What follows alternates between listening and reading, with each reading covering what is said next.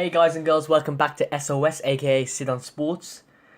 Of course, unless you've been living under a rock, the Champions League, Europa League, and Carabao Cup draws had just taken place 24 hours ago. And yeah, I'm just gonna go into it with all the leagues starting around the continent. It's about time for the big cups to be starting now. And yeah, I just couldn't be more excited. I'm sure you are as well.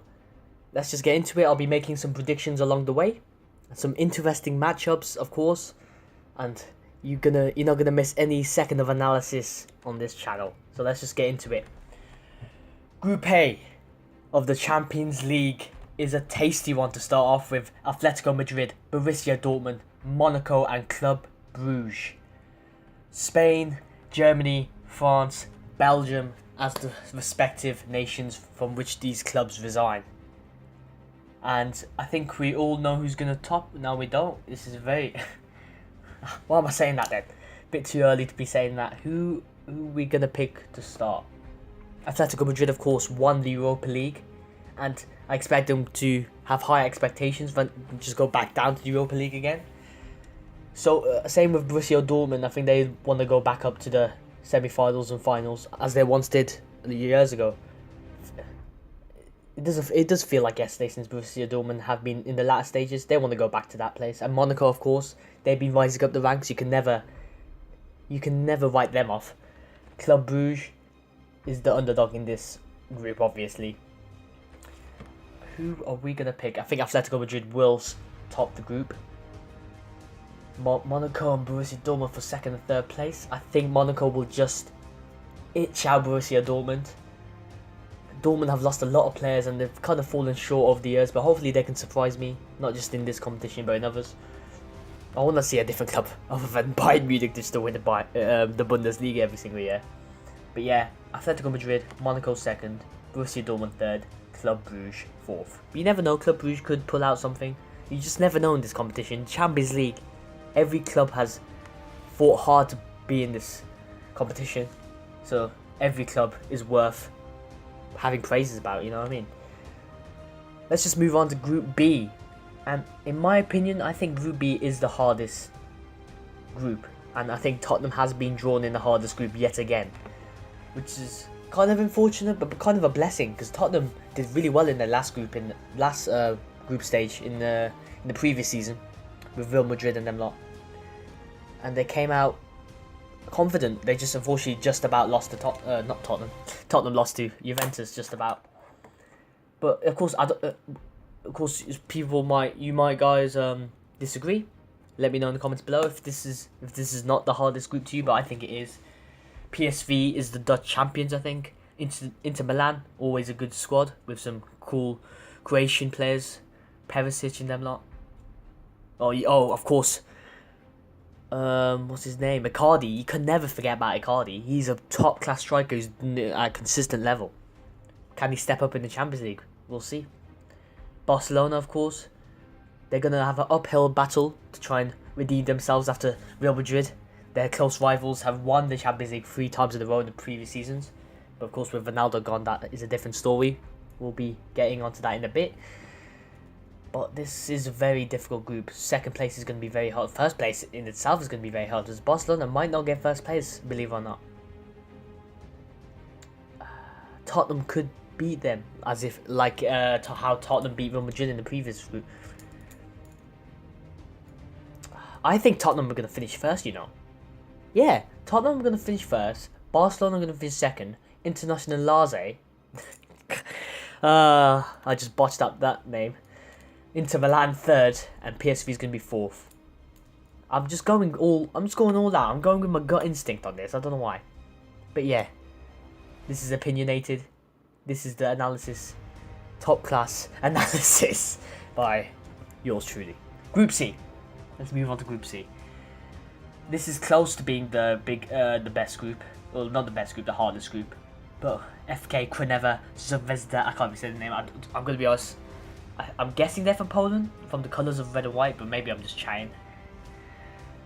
And I should have researched this earlier, but yeah. PSG, Napoli, Liverpool. That's a very tasty group as well. PSG. PSG could finish first, but I don't know. They have the highest pressure to finish first. I'll tell you that. Especially with the recent disappointments in the Champions League over the past few seasons. We of course know about Barcelona's epic comeback against them.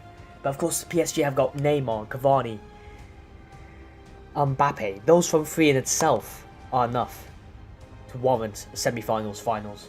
So yeah, with the new manager as well. After Unai Emery left, hopefully this new manager can bring them up to the new level. I think it was the previous Dortmund boss, Tuchel. I think maybe I'm just chatting. I think he's the boss of PSG, and let's see if we can take them to the next level. But will PSG finish first? Liverpool are my closest rivals. Of course, I am a Man U fan. But for some reason, I have a feeling Liverpool are going to finish first. And I'm going to go with my gut instinct. Liverpool are going to finish first. PSG second. Napoli are just going to miss out on third.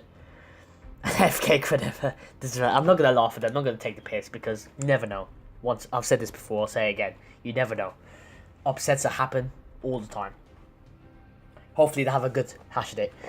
Group G is probably the weakest one. Speaking of having a hash at it. Lokomotiv Moscow. I think that's Russia, I think. That has to be, isn't it? Porto, which were the Portuguese champions. So I think just by that nature, I think they're going to be used to winning. I'm going to bring them out first place, but I don't expect to be exact right in all the predictions. So Porto first, Schalke second. Oh, Schalke. It's a bit hard between Schalke and Galatasaray.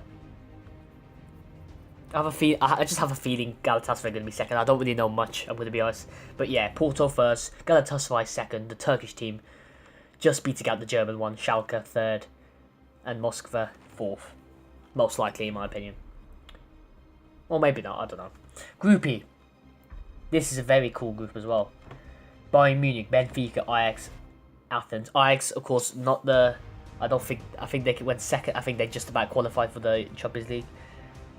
But I think they could progress further. I think they're going to be second along with Bayern Munich, and Benfica are going to miss out on third, and Athens are going to become last. Athens could be third, to be fair, but yeah, I'm leaving that fourth. Greek team, of course. Athens, yeah. Maybe I'm going for off the wall choices, but of course I want to know your standings down below, your predictions. I'll probably look back on them at the end of the season. Group F, this is a very good, tasty group. Manchester City is going to be finished first, unfortunately. Another close rival of Manchester United. They just look so good. Attacking, defending, midfielders, staying in shape, 3-4. I don't know. But it's going to be very hard for that second, third, fourth spots, man. It's going to be very close in my opinion. Oh, crap, my computer just turned off. God, bear with me. Who do I think so? Second. I think the sheer fact that Lyon kept Fekir from going to clubs such as Liverpool is a very big transfer in itself. Even though it's not a transfer, obviously. Hoffenheim did very well to get into the Champions League. They've progressed well with their young manager. Shakhtar Donetsk lost Fred, unfortunately, and I think that's the only thing I really know about them, to be honest. They could surprise. I think they did surprise well in last season, maybe, or maybe I'm chatting. I think Shakhtar was in the previous group of Man City as well. I don't know. I think Lyon, Fekir, Depay should be enough. Second place, Manchester City first. Hoffenheim just missing out on third, but I wouldn't be surprised. I wouldn't be surprised if Hoffenheim beat Lyon. I really rate Hoffenheim. They're a good club. I might do them for career mode as well. But enough about that. Manchester City first, Lyon second, Shakhtar. Oh, Shakhtar. No, I think Hoffenheim third, and then Shakhtar fourth. But that could really change. You never know. Man City could drop the ball a bit. Even then, they'll probably still get through and get to semi-finals. Group G.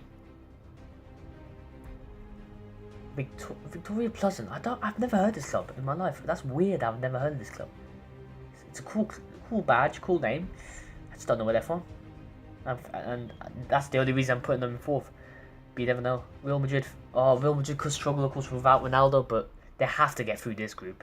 Roma did fantastically well. I remember Manolas's last-minute goal and his funny reaction with his mouth just jaw-dropping. Brilliant. Second place for Roma. Real Madrid first.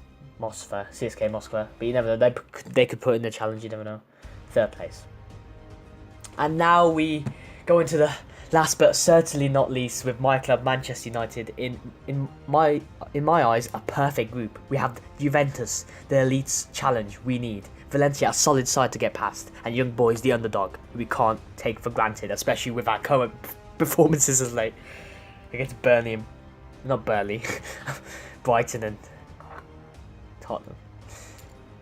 But yeah, Man United, despite the people guessing, suspecting that we could drop the ball here, and this could also lead with Jose going by Christmas, I have faith. Manchester United will finish second, Juventus will finish first, Valencia will finish third, and Young Boys will finish fourth, as it says already on this seeding.